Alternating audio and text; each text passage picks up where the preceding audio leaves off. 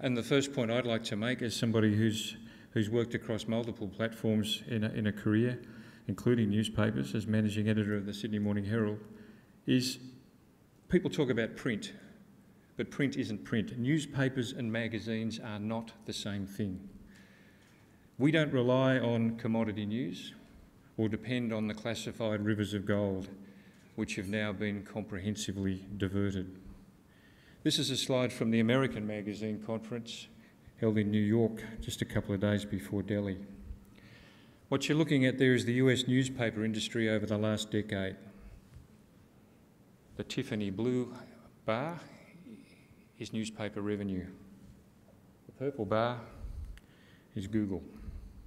You've gone from a near $10 billion advertising take in 2000 to $700 million a decade later. Now that is thanks largely to Google. And what you're looking at here is the result of technology doing a more effective job.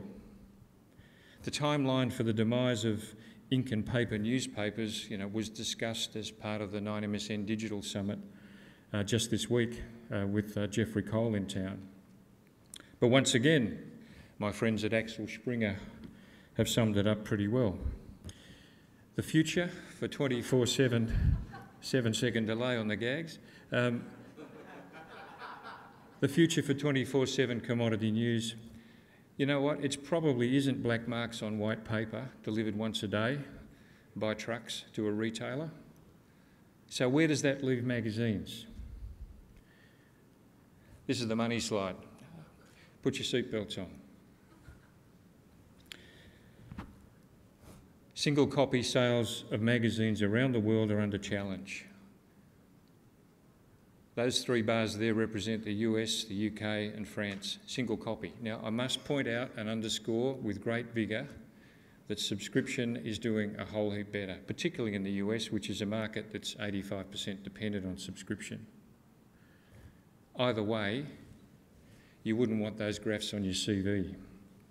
The several billion-dollar question: how much of this is structural, the digital revolution, and how much of it's cyclical, the GFC, Britain's austerity, Europe's debt crisis? I mean, blimey, we're waking up this morning to hear the Eurozone's about to explode. Obama's having trouble with the US Congress getting his credit card limit raised. These are hardly normal times.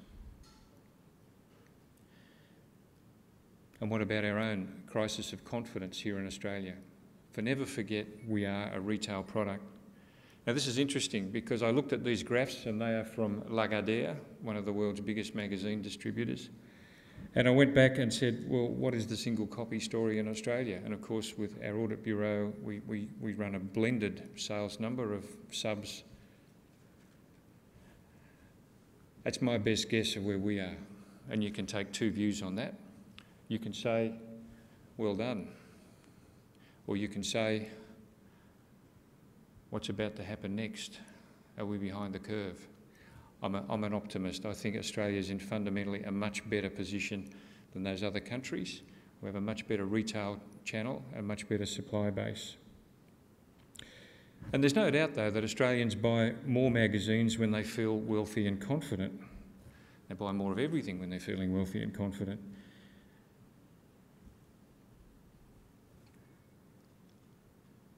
And I guess the big question we've got to pose ourselves there, when Bernie Brooks from Myer and Paul Zara from David Jones post profit results and retail numbers that are down double digits in one case and 8% in another, when our magazine circulations are down 5 or 6, we have media commentators saying, oh, it's the end of the world, it's digital, look. Guys, we're in the retail business. That is the fundamental difference between our business and free-to-air television and radio and the web. We are not free, thank God. Okay, I'm going to give you another slide here which is often unreported. It doesn't come from Delhi and it doesn't come from New York. It comes from our very own network services. Have a look at that explosion of supply of magazine titles into local retailers. It's incredible. Bear in mind that totals 5,800 separate facings with brand extensions and one-shots and whatever else. And bear in mind, only 150 of those are audited by the ABC. That's right, nearly 6,000 magazines on the newsstands here. We have 22 million people, 5,800 facings. The UK has 60 million people, 2,500 titles. What's that telling you about competition at retail, and what's it doing to our retail supply chain? Because almost none of the imports are scrutinised by the Audit Bureau. So I would contend the true picture on circulation is not transparent to anybody. Okay. Great hope for the future. Tablets, and I'm a great believer in the technology. I think it's transformational for our business. ACP was there on day one in the App Store with the first magazine app on May 24 last year. We now have 24, might be 26 today. We're moving pretty quickly. Tablets have been hailed as the salvation to every problem, and that's the sort of growth projection which should give us all great cause for optimism. It's also given rise to some fantastic one-liners. And it's true. iPad does mean I pay. And we've got enough data now to know that that's true. And the greatest truism in all of that is that free is very expensive. Rupert Murdoch's trying desperately hard to erect paywalls around his content. Ladies and gentlemen, we've had a paywall for 100 years. It's called the cover price. Free is very expensive. But a lot of Gen Ys work for ACP, and I get it all the time. Oh, content should be free. And there's only one answer to that, so I'm assuming you'd like to work free? Oh, no.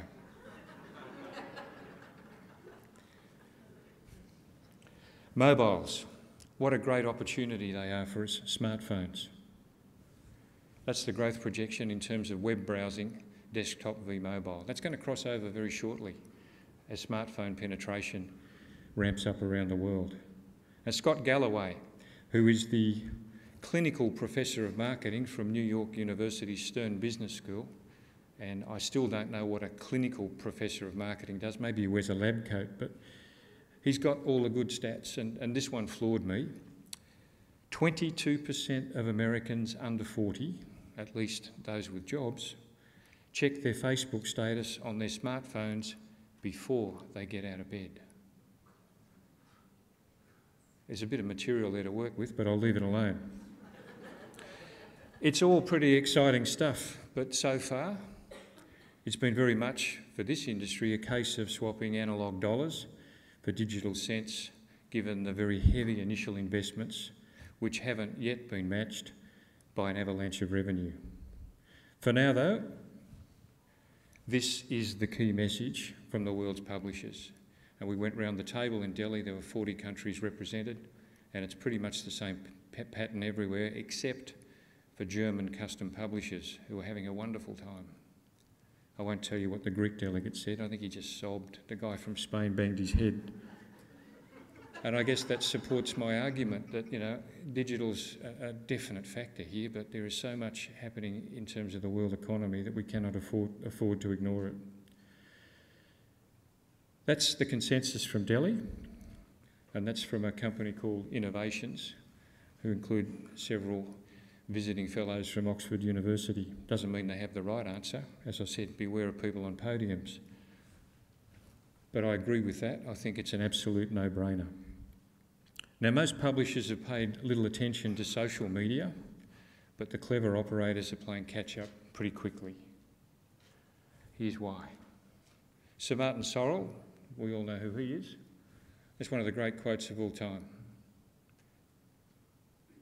Read it and understand it. Regardless of your views on Facebook, it's a personal view of mine, if any government in the world required their citizens to divulge as much information as our citizens do to Facebook, they'd be marching in the streets. But we do it. Wisdom of the masses, it's there. And they will be probably a larger competitor for traditional media businesses than any other platform we see for the time being. This is a little interesting graph. If you remember that one about US newspapers and Google, that's magazine ad revenue in the US. What's the scale? Because he's a little bit tricky. The scale on the right's 2 million. The Tiffany blue's still at 15.1 billion, sorry. So you can see the rise in terms of Facebook ad revenue. Now, it's a tough place to be, selling ads on social media. But we must, as an industry, get involved and embrace the technology to become part of the global conversation. We are in media, and I don't know whether Latin's still taught in school, but I had a pretty classic education. And in terms of the derivation of the word media, not many people know it. Media, medius, medium. Think about the medial ligament in your knee, the spiritual medium with the crystal ball. Media means quite simply in the middle. That's the role traditional media's played for a very long time. You now have people in the middle of that conversation in social media.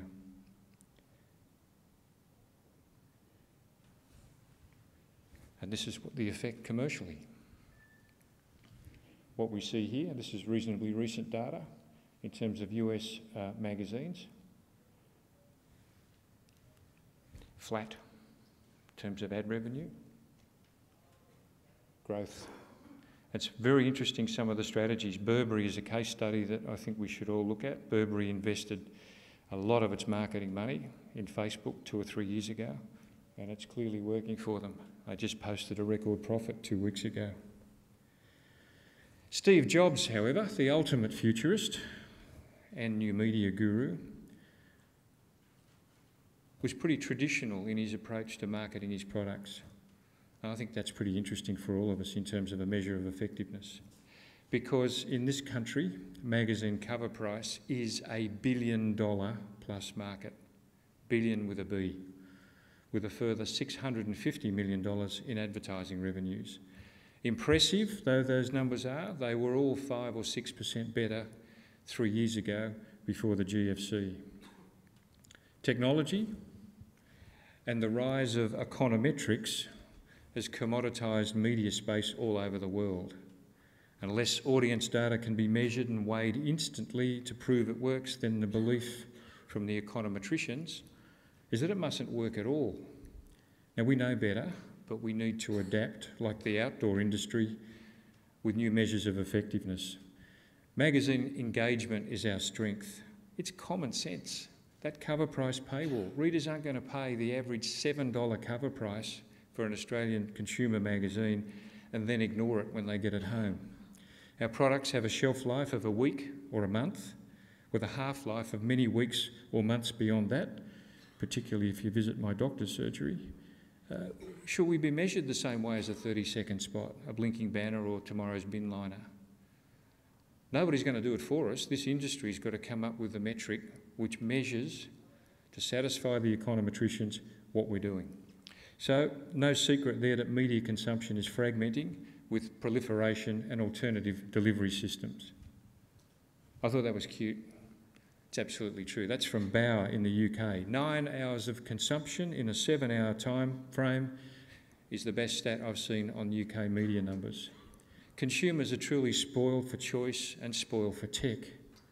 Now, maybe it's the way magazine stats are reported, but our industry is by no means alone in losing face time.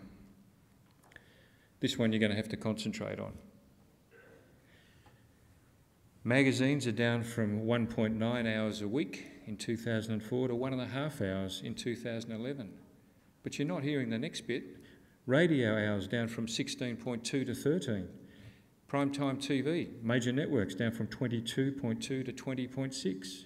Newspapers, 3.5 to 3 hours. Now, in that time, the internet, FaceTime, has grown from 7 hours to 13.5. It's nearly doubled. How many TV, newspaper, magazine and radio minutes are now consumed via the internet? It's not clear to anybody. And if it's never occurred to you, I ponder this stat a lot. I wonder how a nation of 22 million people can produce a combined audience of 40 million unique browsers.